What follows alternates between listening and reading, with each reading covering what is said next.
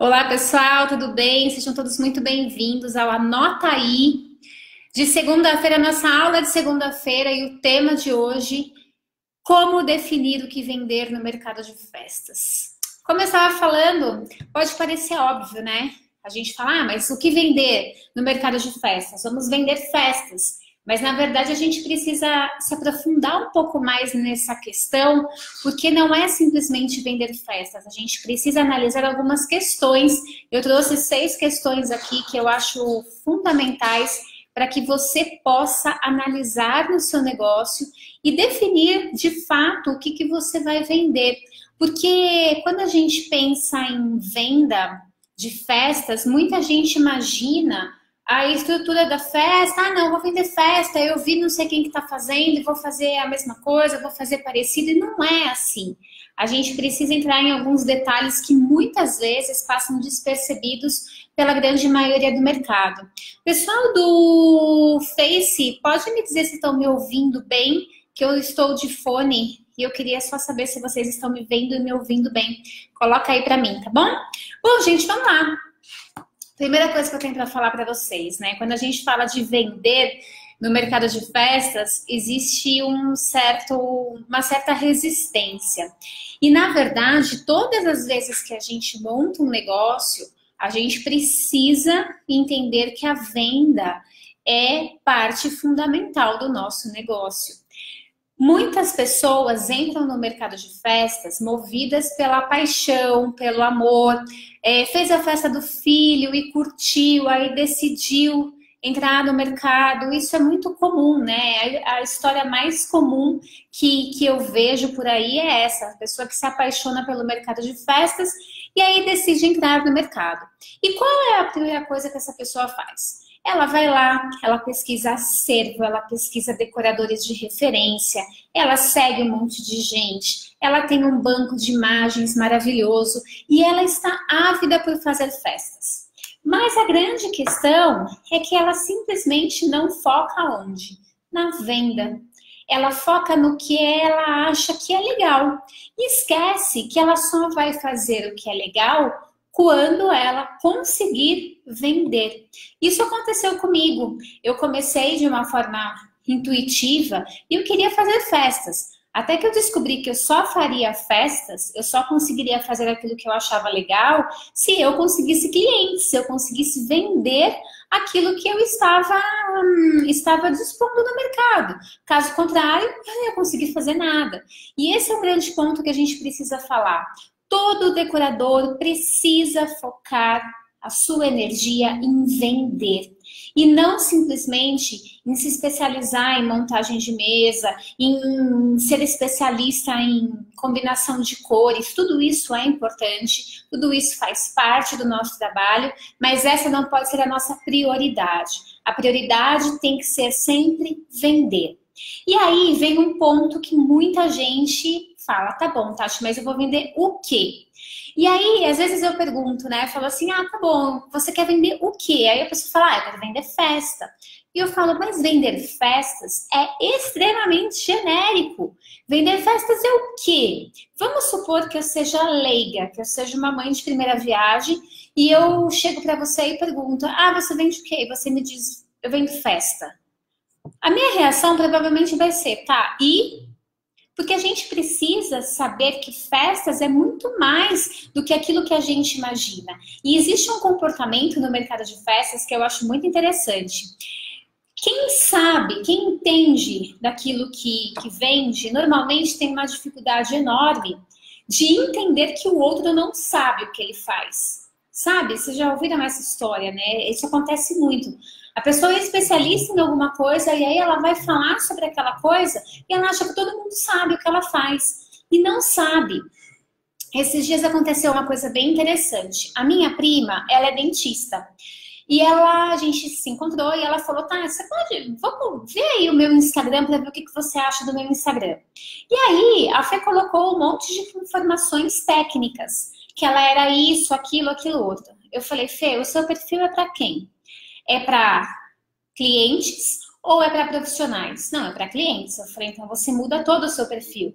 Porque ela usou uma linguagem que Falei, desculpa, eu não sei o que que você é. Isso aqui que você escreveu aqui, eu não sei o que que é. Eu não sei se isso aqui você vai tirar meu dente, se você vai clarear meu dente, se você vai substituir o meu dente. Então, quem não tem conhecimento do que você vende, pode ter dificuldades em imaginar o que é uma festa. E aí, você precisa esmiuçar isso, você precisa fazer as coisas de uma maneira mais clara. E como é que a gente define o que vender? Não é simplesmente olhando o que a concorrência está fazendo, né? A gente vê um comportamento muito comum no mercado de festas, que é achar que o que todo mundo está fazendo é alguma coisa bacana, é alguma coisa boa. Ah, então se está usando painel redondo, eu vou comprar um painel redondo porque eu acho que é legal. E aí, muitas vezes, essas pessoas que são induzidas pela manada, elas ficam no meio do caminho. Porque não é simplesmente o que o outro está fazendo que significa que tá bom. A grama, não tem aquela frase, né? A grama do vizinho é sempre mais verde. Então, você achar que o seu vizinho tem uma grama mais verde e que você tem que fazer o que ele está fazendo, pode ser um grande tiro no pé. Eu trouxe aqui algumas coisas que eu acho importante você analisar quando você for oferecer alguma coisa para o mercado. A primeira delas é você olhar para você.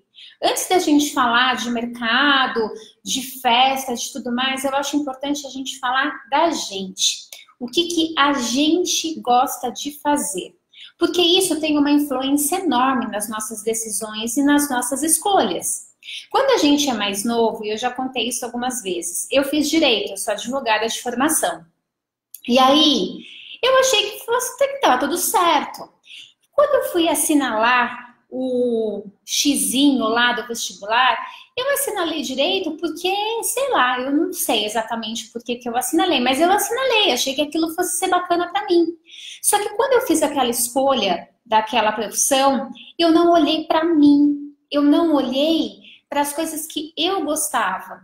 Consequentemente, eu não segui a carreira. Depois que eu me formei, que eu fiquei um ano desempregada e que eu fui trabalhar num escritório e achei aquilo uma porcaria, eu percebi que a minha escolha não tinha sido uma escolha baseado naquilo que eu gostava, nas minhas habilidades.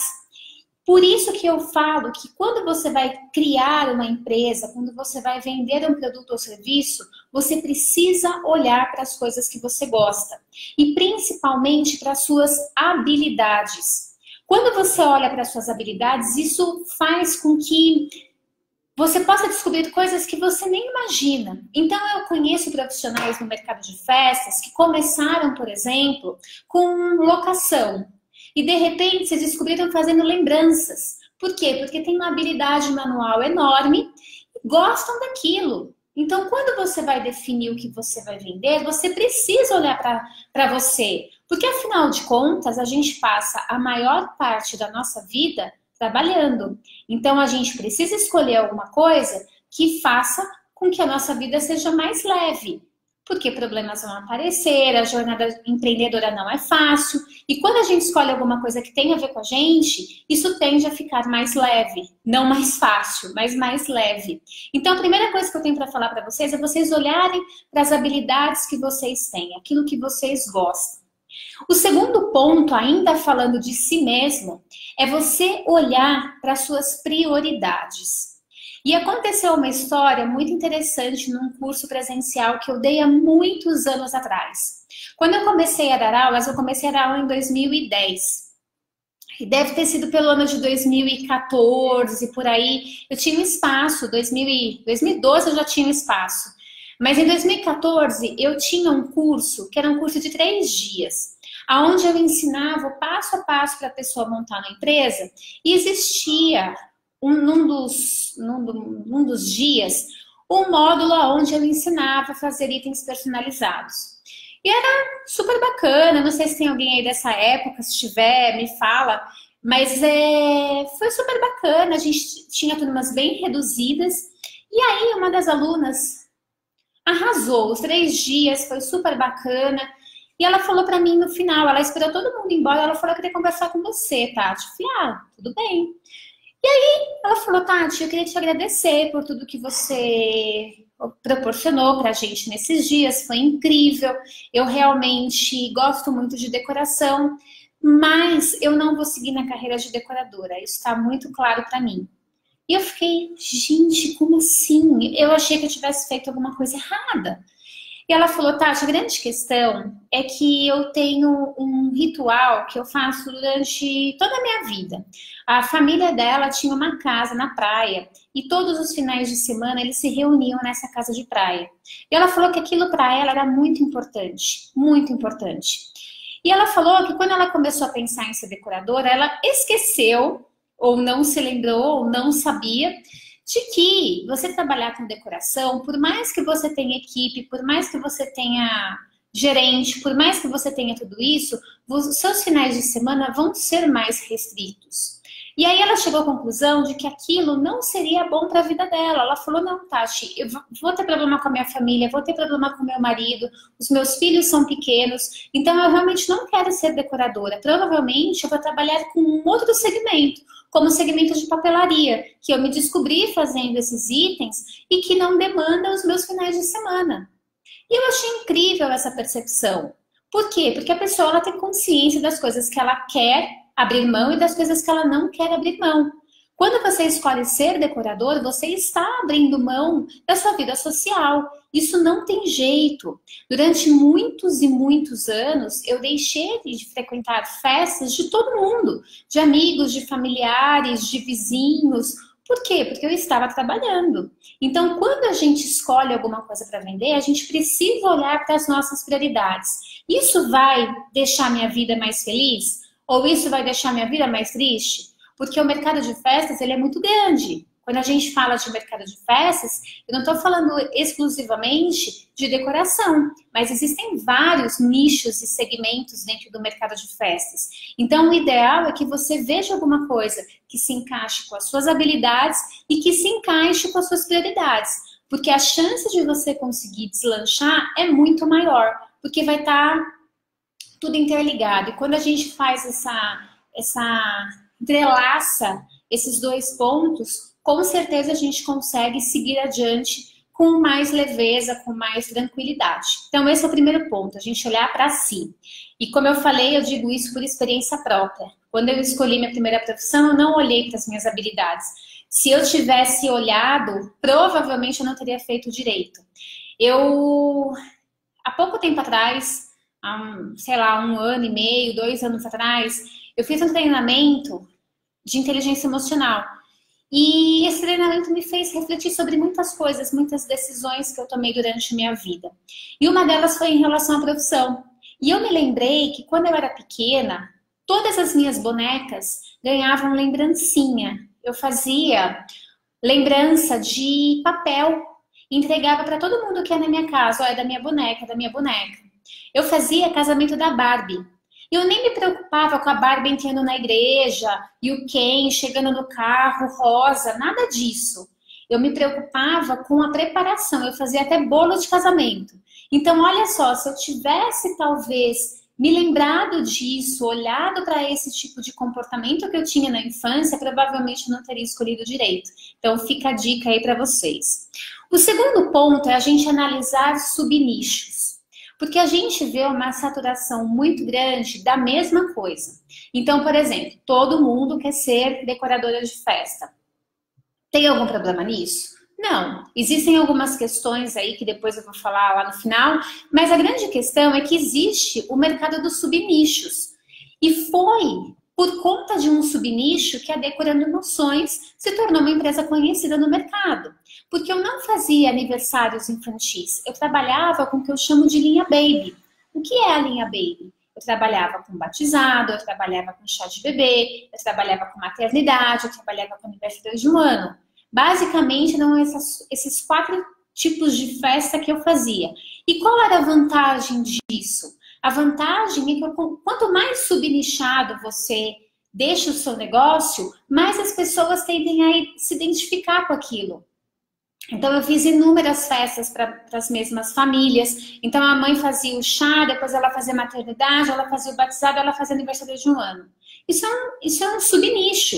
Festas baby. E muita gente ignora isso. Acha que tem que fazer desde um chá de revelação até um casamento. Você não precisa fazer isso. Aliás, eu nem recomendo você fazer isso. Porque a gente está falando de posicionamento. Então, quando você for definir o seu produto, você estudar os subnichos pode ser alguma coisa muito interessante.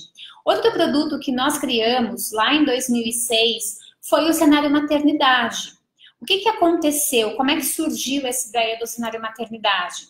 Eu fui visitar uma amiga que na época teve bebê. E aí, primeira coisa, você chega na maternidade, tinha lá uma floricultura. Aí você compra a flor e a flor não pode entrar na maternidade, não pode entrar no quarto. Então ficava aquele corredor que eu brinco que parecia um cemitério. Corredor de hospital parece cemitério, já repararam? Aquele monte de flor para fora, parece cemitério. Deixaram lá no dia de finados. E aí eu falava, gente, mas peraí, começa daí a questão que eu não concordava. Segundo ponto, a maternidade tinha muita gente. Eram muitas pessoas que entravam no quarto. E aí o que acontecia? Ninguém preparava absolutamente nada para aquelas pessoas. E aí, o que acontecia com os convidados, com as visitas? Eles desciam para a lanchonete. Isso era muito comum na época. Desciam para a lanchonete porque ficavam com fome e tudo mais. E aí eu pensei, poxa, mas por que a gente não pode servir alguma coisa para as pessoas dentro do quarto? Alguma coisa que seja prática, alguma coisa que seja higiênica, que não fique exposto, por que não? E foi daí que surgiu a ideia do cenário maternidade, isso em 2006. Então, assim, olha o subnicho. Hoje, maternidade tem sido explorada por muitas pessoas, mas ainda é um nicho muito grande, que dá para ser explorado demais. Então, quando você for criar o seu produto, olhe para subnichos. Outro subnicho que eu coloquei aqui, que eu acho bem interessante, que eu particularmente gosto muito, é o subnicho de cenário para fotografia. Vocês já viram lá fora, por exemplo, Austrália, Estados Unidos, principalmente Estados Unidos, tem muita gente trabalhando com cenário para fotografias. Eu vou publicar uma foto disso essa semana. Fiquem atentas no Instagram, que eu vou publicar uma foto essa semana de uma empresa que faz esse tipo de locação. Ela não é brasileira, mas que você entra no perfil dela, você fica encantado. Então é assim, não é a fotógrafa que faz, tem alguém que faz para ela, porque é muito bem montado. Então olha só o subnicho que pode acontecer. E aí, analisando os subnichos, a gente precisa entender sobre a demanda, porque é aquela história da boa ideia. Não adianta você ter uma boa ideia, você precisa entender sobre a demanda daquilo que você está fazendo. Então, vamos supor que você mora numa cidade, por exemplo, eu moro aqui em Lagoa Santa. Em Lagoa Santa não tem uma maternidade, um hospital grande. Então, será que é bacana eu me especializar em maternidade, sendo que só tem maternidade lá em Belo Horizonte? Talvez não. Por quê? Porque eu preciso analisar a demanda. É a demanda pelo produto ou serviço. E aí a gente está falando de aspectos culturais. Quando você for definir o que vender no mercado de festas, você não pode ignorar a cultura das pessoas, a cultura local. Quer um exemplo? Se vocês analisarem perfis de decoradores que estão no sul do país, vocês vão perceber que é muito diferente dos decoradores que estão no centro-oeste e no nordeste do Brasil. As festas são muito diferentes. E aí é aquela história, não adianta você simplesmente achar lindo o que está acontecendo num lugar e querer levar para outro lugar porque você gostou. Não, você precisa analisar a demanda. Eu tive uma aluna específica que ela porque queria fazer festas no estilo minimalista. Só que ela era da região Nordeste. E lá a gente sabe que as pessoas gostam muito de festas com cenografia, com luxo. E aí eu falei para ela, olha, analisa a demanda. E quando ela foi analisar a demanda da cidade dela, ela percebeu que realmente as pessoas olhavam e achavam aquela decoração pobre, no sentido visual, empobrecida. Por quê? Porque não tinha a riqueza que aquelas pessoas curtiam. Então, analisar a cultura do local é fundamental para que você defina o que você vai vender. Não basta você gostar da ideia. É preciso que a sua região se interesse por aquilo que você está vendendo. Porque senão é aquela história, vender laranjas para quem quer limão. Então analisa isso. Quarto ponto para a gente poder analisar é em relação à concorrência. Muita gente fala assim para mim, ai Tati, porque a concorrência na minha cidade é enorme.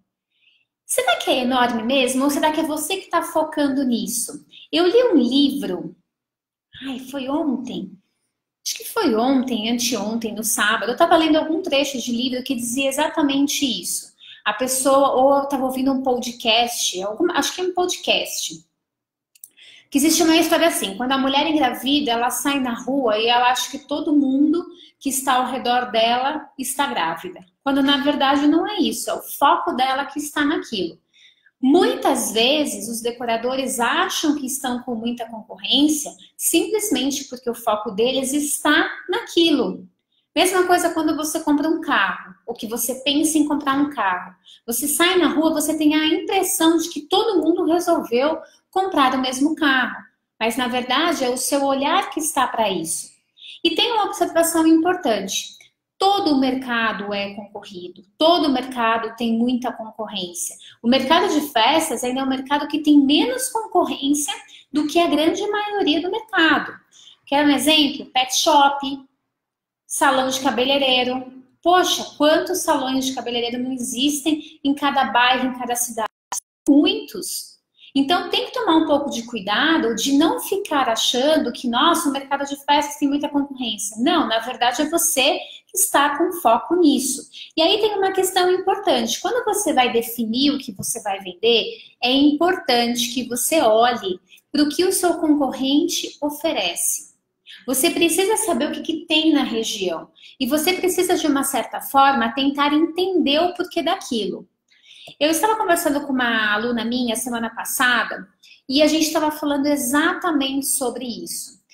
Ela falou, ai Tati, eu era sozinha praticamente na minha cidade, hoje eu estou com uma concorrência muito grande, uma cidade pequena, e ela falou que ela estava concorrendo com mais 10 decoradores. E aí eu falei para ela, então, você é a ponta da flecha. O que significa isso? É ela que tem mais tempo no mercado. Então, é ela que tem que ditar as coisas. Eu falei, a minha sugestão é que você reavalie a forma com que você faz festa. Por quê? Porque todo mundo que entrava no mercado, entrava fazendo o que ela estava fazendo. E eu falei, está na hora de você mudar. Porque essas pessoas que estão entrando, que não conhecem de empresa, elas podem sim bagunçar o seu mercado. Então, a grande questão é que você precisa analisar os seus concorrentes para que você defina o que você vai vender. Não é que você tem que vender exatamente igual e nem exatamente diferente. A questão é que você tem que saber o que eles fazem para você definir o seu posicionamento. Tudo isso que a gente está falando em relação à definição de produto para vender tem a ver com posicionamento de mercado. Como é que você quer que as pessoas te conheçam? Esse ponto é crucial para o teu negócio. Analisar o que o concorrente está vendendo e entender como que você vai se posicionar em relação a ele. Saber quem ele é e o que ele oferece. E quando eu falo quem ele é, você precisa saber que existem concorrentes diretos e concorrentes indiretos. O que são concorrentes diretos? São aqueles que concorrem em igualdade de condições com você. Então, por exemplo, quando a gente está falando, eu trabalho com festa minimalista, eu tenho uma concorrência que também trabalha com festa minimalista, concorrente direto.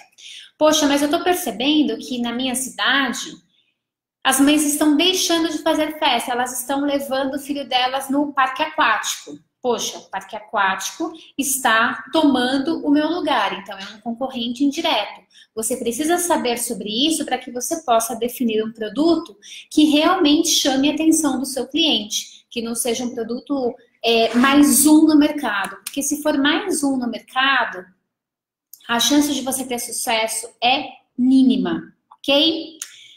Bom, aí o quinto ponto, antes de você definir o que você vai vender, é entender quais são as necessidades do seu público.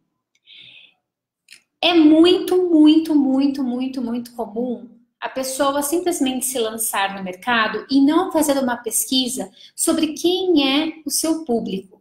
Nós gostamos de dizer que é importante a pessoa definir a persona dela. O que é persona? É a representação do cliente ideal do negócio dela. Por quê? Porque não é todo mundo que vai bater na sua porta que é cliente para você. Isso é uma coisa, é um erro muito comum do mercado de festas. Ah, não, eu não posso perder cliente. Mas espera aí, a questão não é perder cliente. A questão é você focar a sua energia em quem realmente valoriza o seu trabalho. Porque quando você tem esse pensamento, eu não posso perder cliente, geralmente existe um comportamento de desvalorização do trabalho. A pessoa, ela vai querer fazer a qualquer preço. Ela vai querer fazer de uma forma menos do que ela poderia fazer, simplesmente porque o cliente ou não pode pagar ou não quer pagar. E isso é complicado, isso atrapalha o seu posicionamento de mercado. Você precisa definir exatamente qual é o perfil do seu público. Quanto mais você consegue identificar as necessidades desse público, mais você consegue oferecer serviços que vão ter uma demanda grande. Porque aquela história, ah, Tati, mas eu não posso criar demanda? O que é criar demanda? Ah, eu vou lançar um produto que não tem na minha cidade. E aí eu vou fazer um monte de marketing para falar que meu produto é legal. Você pode fazer isso? Sim, você pode. Não há problema nenhum. A grande questão em você querer criar uma demanda é que isso custa caro. E muitas vezes as pessoas entram no mercado com um orçamento reduzido, não tem uma grana para investir e nem para se bancar por muito tempo. Então, você criar demanda exige muito mais investimento financeiro, investimento de tempo, porque você vai ter que fazer ações de marketing fortes para provar que o que você está oferecendo é alguma coisa que vale a pena. Porque as pessoas, elas têm um comportamento social de querer o que os outros querem. Isso é natural, é humano isso. Então, é aquela história do efeito manada. Quando uma pessoa, eu comprei esse lápis, então eu chego aqui e falo assim, gente, esse lápis é super legal. Ele tá lascado aqui, ele tá sem um negocinho aqui, mas é super legal. A tendência é que amanhã, se você encontrar um lápis como esse, você fala assim, mas a Tati tá usando, então, tudo bem, ele tava feio, mas até que ele era legal. A chance de você comprar é enorme. O que são os influencers da vida? São pessoas que têm uma certa autoridade e elas falam, olha, isso aqui é legal. E aí a grande maioria acaba achando aquilo legal. Por isso que eu falo, dá para criar demanda? Dá, mas você precisa de investimento para provar para as pessoas que aquilo é legal. Preciso falar uma coisa para vocês. Eu não sei se vocês já ouviram falar de um chá chamado desinchar. Tô com esse chá na cabeça. A minha cunhada já tinha falado dele há muito tempo atrás e apareceu para mim umas propagandas patrocinadas e tudo mais. E eu fui pesquisar sobre o chá. E o chá diz que desincha pra caramba e lá. Mas acontece que o chá custa em torno de R$ 90 uma caixa com 60 sachês. E se a gente for pensar, R$ 90 uma caixa de 60 sachês é um preço mais alto do que normalmente a gente teria aí no mercado. E mesmo assim, eles abriram uma loja no Oscar Freire. E aí, eu estava seguindo uma moça no meu Instagram e ela tá postando toda semana que ela toma o tal do chá. E aí eu fiquei pensando, falei, gente, eles estão criando uma demanda. Tipo assim, como assim você não toma o meu chá? O meu chá é o melhor do Brasil. E a propaganda forte, forte, forte. Então, eles pegaram um chá e criaram uma demanda para aquele chá gigantesca. E, além disso, que é o sexto ponto aqui, eles criaram um diferencial. Por quê? Porque chá, tem lá a composição do chá, sei lá, como é que é, alecrim, hortelã, não é nenhum chá que veio de um lugar absurdo, não. É um chá que todo mundo, teoricamente, acha a composição dele por aí. E aí, gente, qual é a questão? Eles criaram um diferencial e isso é importante. A caixa dele é uma caixa que vem com instruções na caixa. A pegada dele é diferente, então o pacotinho, o sachê, ele é biodegradável. Aí tem lá escrito, eu fico gostoso se tomar assim, assim, assim. Aí você entra no site deles, tem um blog de receitas para você fazer com o chá. E quando eu falo de receitas, eu não estou falando simplesmente de colocar alguma coisa no chá. Você usa o chá para fazer bolo, para fazer sobremesas. Então, olha que interessante. Eles pegaram um produto que teoricamente é simples, o chá, eles criaram o quê? Uma demanda. Então, eles olharam para o público, viram que o público, porque todas as mulheres, a grande maioria das mulheres, sofrem de problemas de inchaço. Eles pegaram essa demanda, eles criaram um produto em cima disso. Então, eles analisaram o mercado, criaram um produto, colocaram um nome super interessante, porque desinchar é interessante. Criaram um diferencial, por quê? Porque tem um blog, tem informações, eles estão colocando isso na mão de várias influencers. E aí, eles estão fazendo maior sucesso. Eles têm uma loja no Oscar Freire, gente. Não é brincadeira você ter uma loja no Oscar Freire vendendo chá. Então, quando a gente fala de diferencial, é aquela história, né? Eu sempre falo que existem 4 fatores para você criar o seu diferencial. Porque quando eu falo de diferencial, as pessoas falam assim, ai, Tati, mas me fala um diferencial. E eu digo, gente, o que pode ser diferente para o meu mercado pode não ser para o seu. Você precisa estudar isso. E como é que você faz para você criar o seu diferencial? Existem 4 pontos que eu gosto de falar e de seguir para criar alguma coisa que seja realmente exclusiva da marca. A primeira delas é entender o que o seu concorrente não faz ou o que ele faz mal.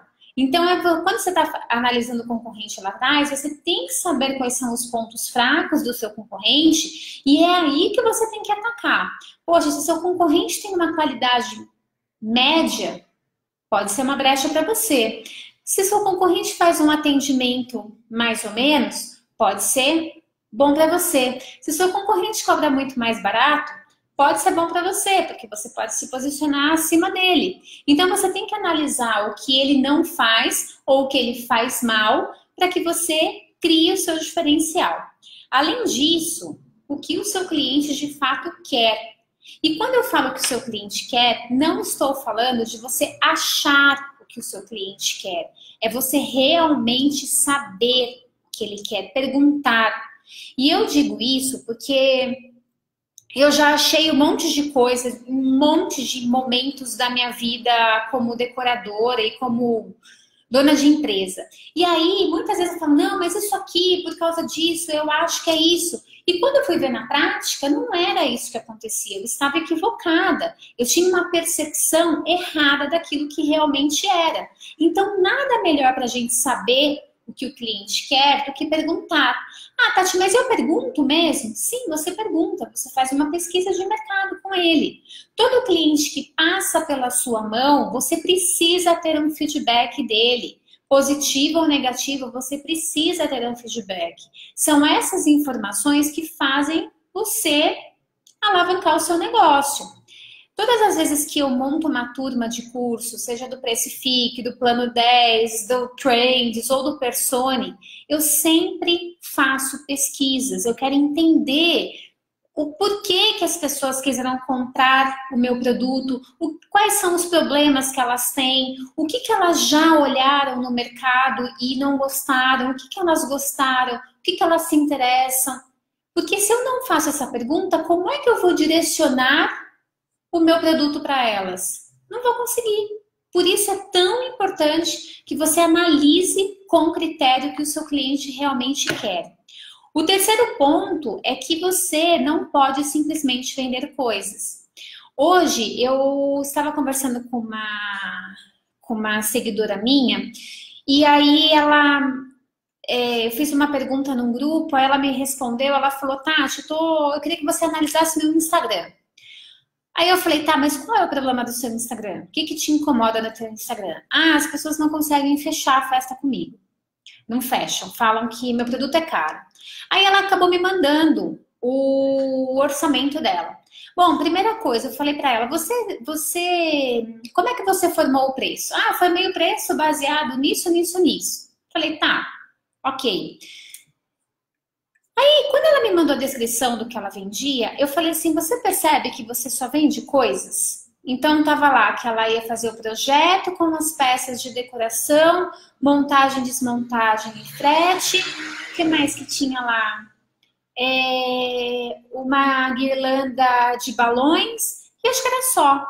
Eu falei para ela, olha só, isso aqui, eu como cliente, eu não pagaria o preço que você está me cobrando, porque eu não consigo enxergar nada aqui. Como é que você pode me cobrar isso para 3 itens, num orçamento tão enxuto? Eu falei, você precisa criar uma experiência com o seu cliente, você precisa fazer mais. Não adianta você falar que você vende painel, porque o cliente ele não quer o painel.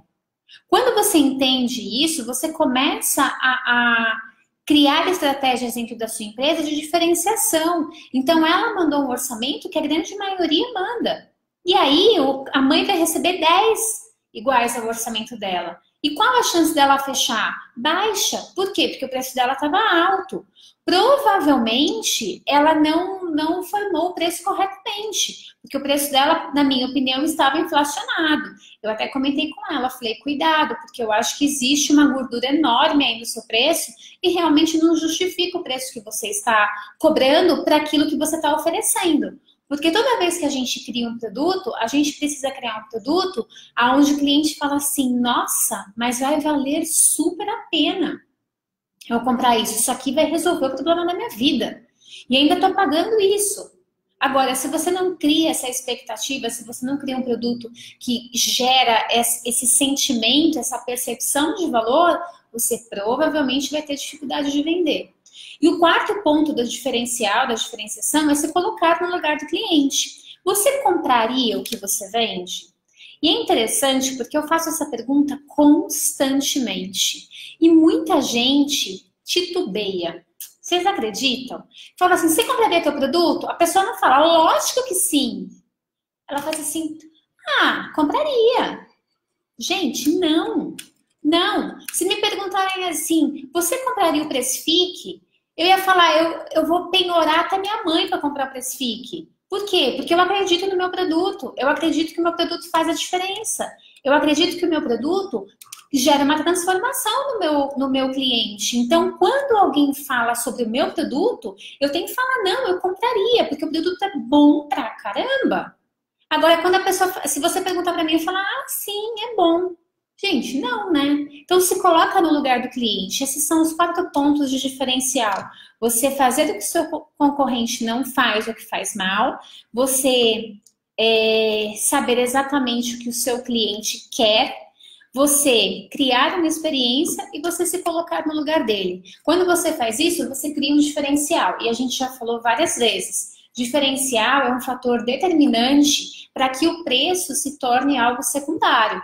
Então, já que você está pensando em criar um produto, que você crie um produto que realmente tenha a sua cara. Eu estava conversando com uma seguidora semana passada e ela falou para mim, Tati, o que você acha das minhas decorações? E eu olhei, eram decorações bonitas. Mas eu falei, totalmente igual de todo mundo. Eu falei, cadê a essência do seu trabalho? Cadê você nisso aqui? Porque isso aqui está uma réplica do que todo mundo faria. E quando você faz réplica do que as pessoas fazem, você não consegue ter um produto que realmente vai vender no mercado. Porque quando a gente fala de definição do que vender, a gente está querendo acertar o produto. Ninguém quer vender, oferecer alguma coisa que simplesmente não vende. Quando você monta uma loja, por exemplo, eu tinha o You Do It, né? E eu era responsável pelas compras da loja. Eu não queria comprar alguma coisa que eu achava que não ia vender. O que eu queria comprar? Alguma coisa que eu apostava, que eu acreditava. Baseado em quê? Em toda a movimentação do mercado.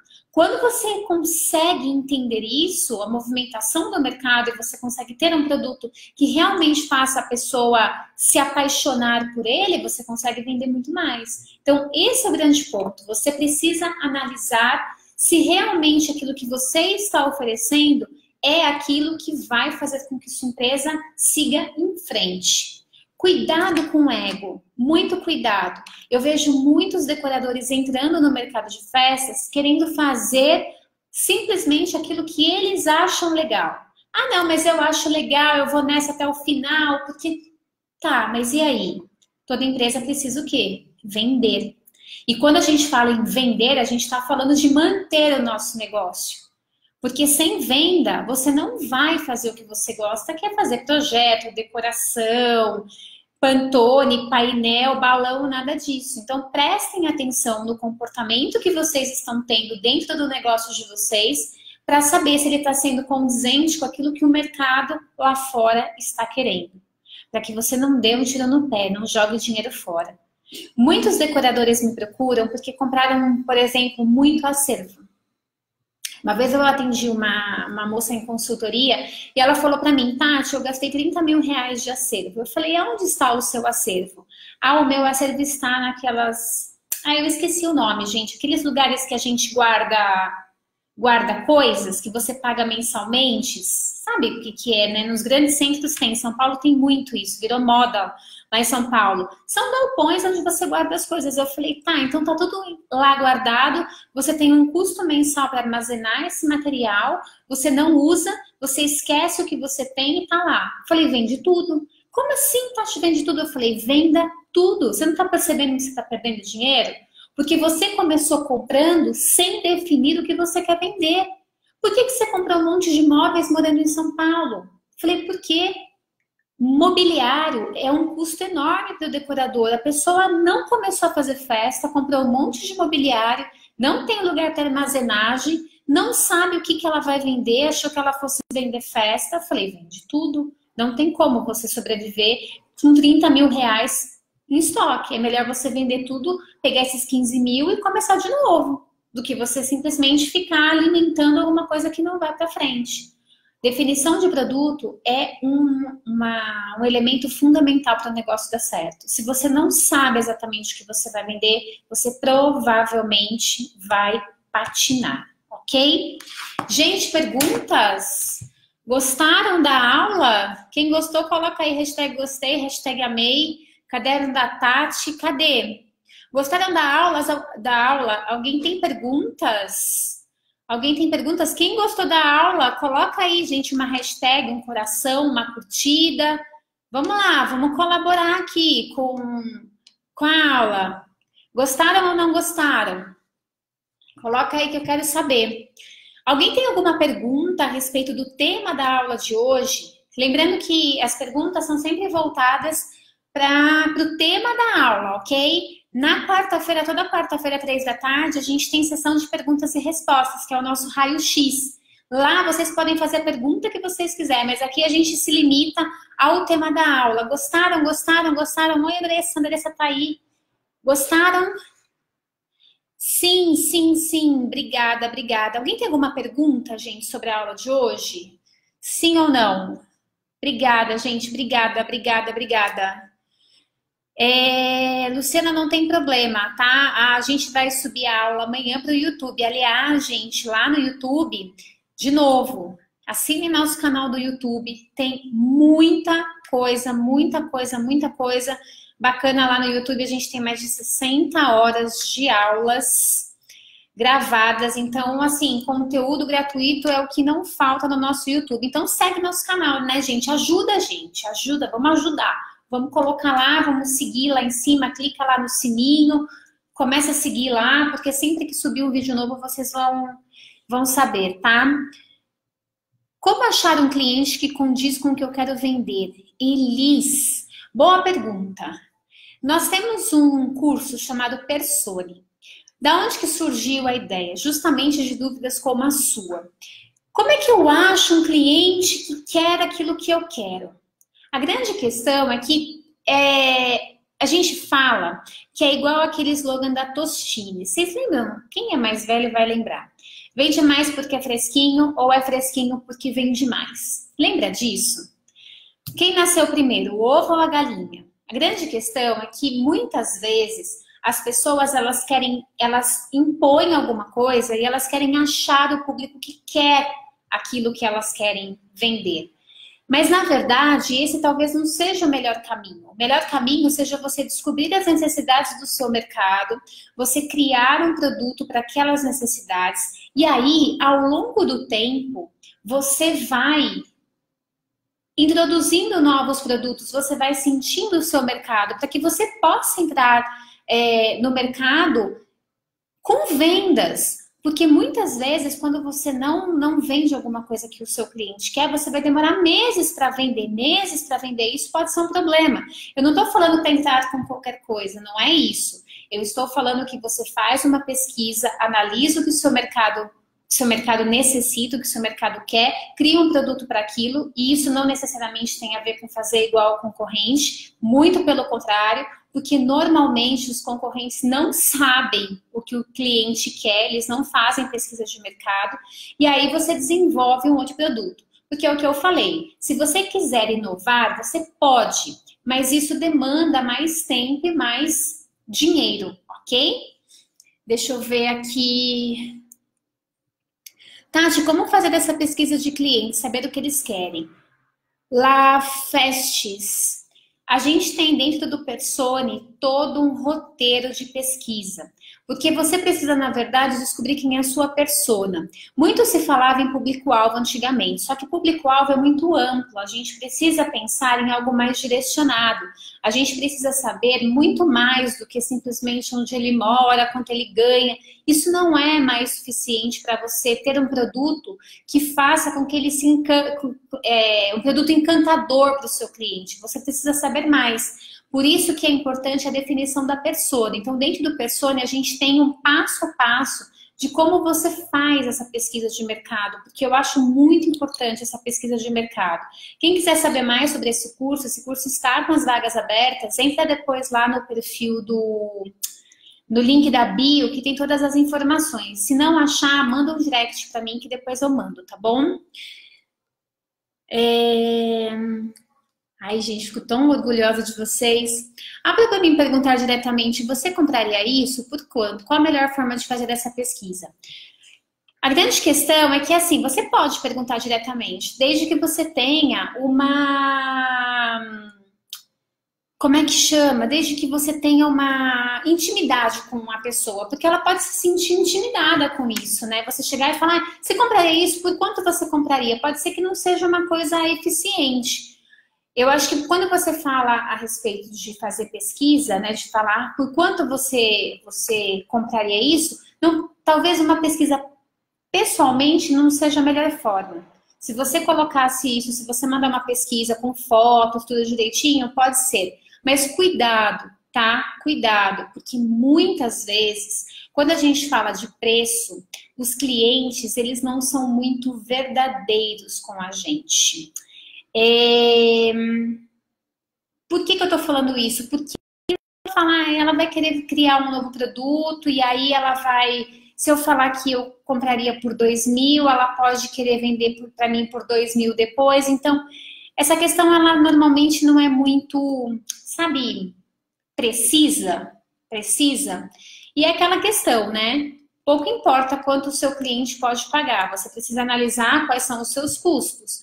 Você precisa analisar se o seu produto... o seu produto, ele tem um custo, né? Aquela história da estrutura de festa. Então, baseada naquilo, quanto o teu produto custa. Aí vamos supor que você descobre que você tem um custo aí de, sei lá, R$900. Aí o seu cliente chega para você e fala, eu quero um produto de 200.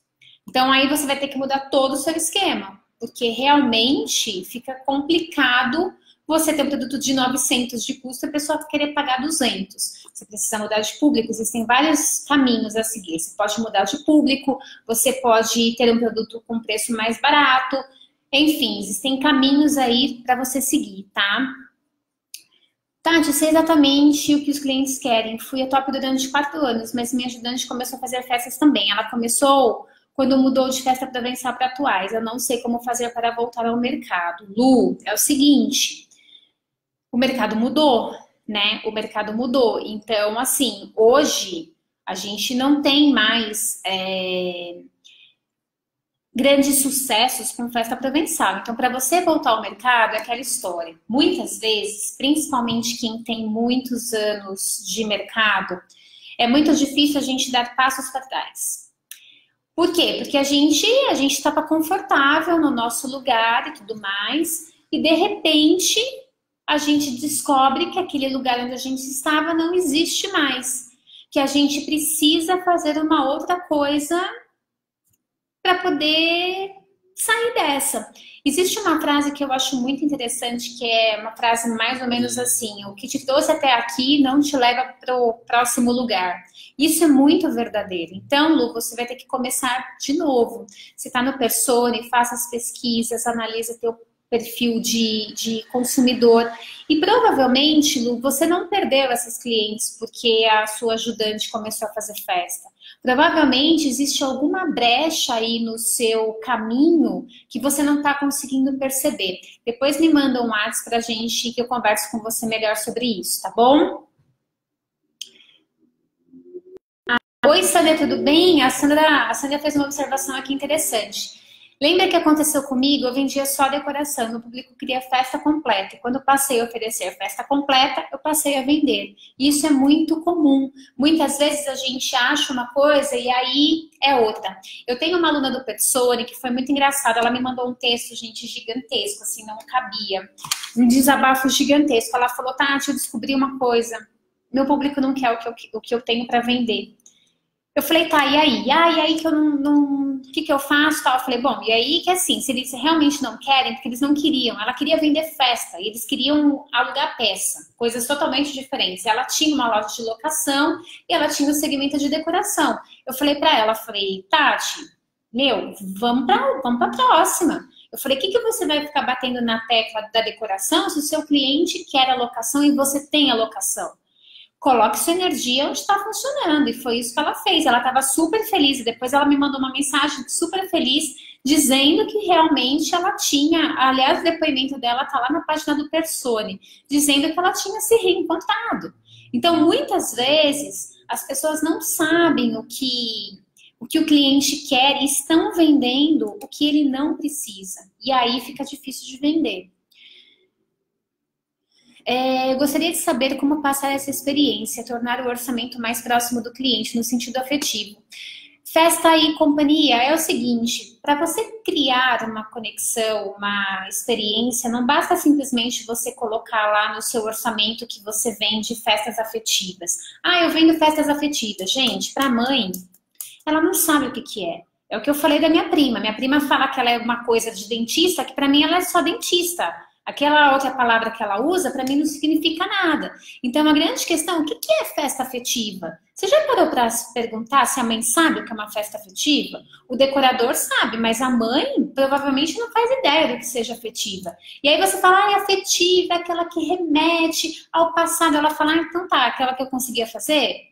Então, vamos sempre pensar como leigo, tá? Como leigo.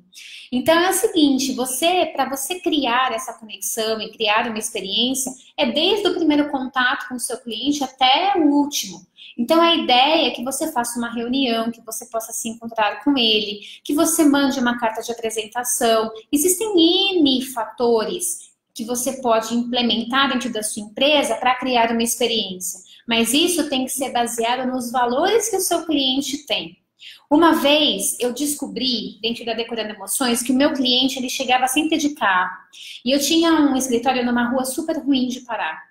E eu descobri que se eu conseguisse uma vaga para o cliente chegasse, ela conseguisse estacionar, ela ficava feliz. É uma experiência. Pô, cheguei no escritório da Tati, tinha uma vaga para estacionar em São Paulo. Gerei uma experiência positiva para ela. Mas por quê? Porque foi uma necessidade do meu mercado. Meu mercado precisava daquilo. Então é isso que você tem que analisar. Para a gente gerar experiência, a gente tem que saber os valores que os nossos clientes têm para poder fazer alguma coisa que realmente seja significativa para ele. Se eu me preocupar com estacionamento em Lagoa Santa, provavelmente as pessoas vão rir de mim, porque aqui tem lugar para caramba para estacionar. Então, essa questão da experiência, ela é intimamente ligada com os valores e desejos dos clientes. Nossa, Paula, que bonito isso! Obrigada, obrigada.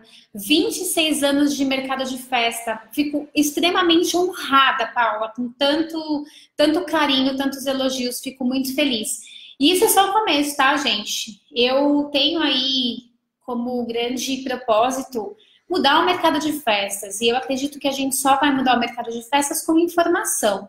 Informação de qualidade, informação que realmente faça a diferença na vida das pessoas. Não são informações que você não consegue aplicar. Se você tiver o caderno da Tati aí, leu tudo, amanhã você já consegue aplicar na sua empresa. E isso daí para mim é muito importante. Pessoal do Insta, vai acabar o tempo de vocês aqui. Tô toda no glitter, Aline. Vai acabar o tempo de vocês aqui. E eu vou aqui só responder as perguntas do Instagram, tá bom? Do Instagram não, no Facebook. Então, se você tem alguma pergunta aí, vai lá pro Facebook que eu respondo lá, tá bom? É isso, gente. Obrigada pelo carinho. Até mais. Peraí. Pronto. Oi, Ana, tudo bem? Peraí, deixa eu ver a sua pergunta aqui. Como encantar o cliente para ele fechar o orçamento?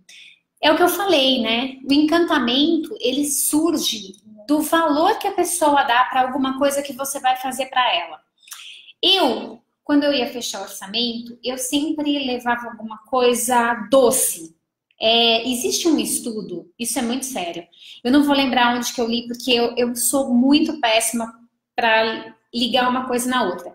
Mas uma vez eu estava lendo um livro que dizia o seguinte: existia uma pesquisa que dizia que se você tivesse uma loja, você tinha que colocar duas coisas sempre na sua loja.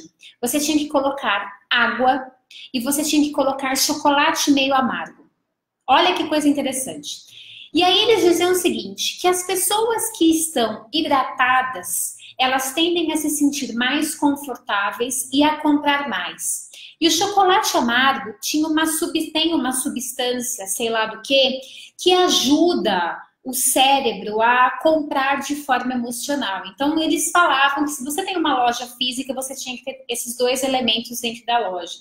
E é basicamente isso que você tem que fazer quando você manda um orçamento, Ana. Você tem que, antes de você pensar no orçamento em si, na apresentação do orçamento, você precisa envolver o seu cliente de N formas antes de você mandar o orçamento. O orçamento é só uma ferramenta para mostrar o teu preço. Mas o que você tem que gerar, na verdade, é uma conexão para que o cliente fale assim, que ele pega o seu orçamento e ele fala, não, eu quero da Ana. Mas isso você tem que fazer antes do orçamento, não necessariamente na folha de orçamento. Como conseguimos nos posicionar para competir com empresas que já têm fama e tempo no mercado, sem ter que reduzir o valor em relação a esse concorrente já estabelecido? Emiliana, boa pergunta. Eu estava lendo um artigo falando a respeito de percepção de valor. E aí, a grande questão é que muitas vezes as pessoas acham que para você competir com alguém que já esteja no mercado, você tem que abaixar o seu preço. Quando, na verdade, isso é um erro muito grande. Se você entrar no mercado com um preço baixo, as pessoas podem ligar esse preço baixo a uma baixa qualidade de produto. E isso é muito comum. Eu vou contar uma coisa para vocês. Faz umas 2 ou 3 semanas, eu estava procurando um tipo de serviço. Uma pessoa para trabalhar para mim num serviço específico. E aí eu recebi várias propostas. E assim, uma delas foi muito interessante. Uma delas foi que me cobrou o preço mais caro. Ela falou, ó, te cobro isso. Eu já olhei e falei, ixi, mais caro, né? Aí uma outra me cobrou um preço mais baixo. Foram duas que me chamaram a atenção pelo approach e tal. E aí essa outra do preço mais baixo, ela falou assim, ah, Tati, eu consigo fazer para você sim, pelo preço X e tal. Eu falei, ah, tá bom, legal. Eu falei, olha, como eu recebi várias propostas, eu estou analisando as propostas e aí eu falo com você depois. E o que aconteceu, gente? Ela foi lá e ela estragou tudo. Porque ela chegou para mim e falou assim, olha, Tati, vamos fazer o seguinte, eu vou fazer esse primeiro de graça para você. Fazer esse primeiro de graça para você. E os outros, em vez de eu te cobrar X, eu vou te cobrar 1/3 de X. E aí eu olhei e falei, ai meu Deus do céu. E a outra me cobrando caro pra caramba. Gente, com quem que vocês acham que eu fechei? Fala a verdade, com a que me cobrou de graça ou com a que me cobrou mais caro? Eu fechei com a que cobrou mais caro. Isso tem uma razão muito cultural. Nós somos expostos, quando a gente é exposto a alguma coisa cara, a gente tende a associar o caro com alguma coisa que tenha melhor qualidade. Por isso que é um grande erro quem entra no mercado de festas achar que tem que estar cobrando mais barato, porque você já se coloca numa posição inferior. Existem empresas que, quando entram no mercado, se posicionam de uma maneira acima. A pessoa pode ter 20 anos de mercado, ela cobra mais. E aí, isso tem um efeito super positivo na empresa. Por quê? Porque quando a pessoa ela desconhece, o preço caro pode ser um fator decisivo para ela ligar com qualidade. Então, se ela desconhece, poxa, eu não sei, eu nunca contratei um decorador, eu nunca fiz nada, mas poxa, ela tem um preço mais caro. Por que será? Pô, deve ter uma qualidade melhor. Claro, não é para todo cliente, mas essa é uma percepção que você tem que levar em consideração, porque eu acho muito importante. Nunca se posicione abaixo porque você está começando, porque depois para você se reposicionar no mercado custa muito dinheiro, tá bom? Gente, é isso. Já passou da minha hora. Se você gostou, coloca aí hashtag gostei, hashtag amei. Eu quero um monte de coração. Compartilha essa live. Nos siga no YouTube. Coloca lá. Tem um monte de vídeo bacana, tudo conteúdo de qualidade. Vamos elevar o nível do mercado de festas. Vamos realmente fazer o mercado de festas se tornar o potencial que ele é. Como que a gente faz isso? Sempre pensando, quanto mais a gente pensa, quanto mais a gente reflete sobre as nossas atitudes, mais a gente consegue crescer no mercado. Então é isso, gente. Eu espero todo mundo quarta-feira, 3 horas da tarde. Eu vou estar lá em São Paulo, amanhã eu tô indo para lá. Aliás, se você estiver em São Paulo e for participar da Becasa, estiver na Becasa, eu vou estar lá na sexta e no sábado, com certeza, no stand da Global Master. Vou montar o stand na quinta.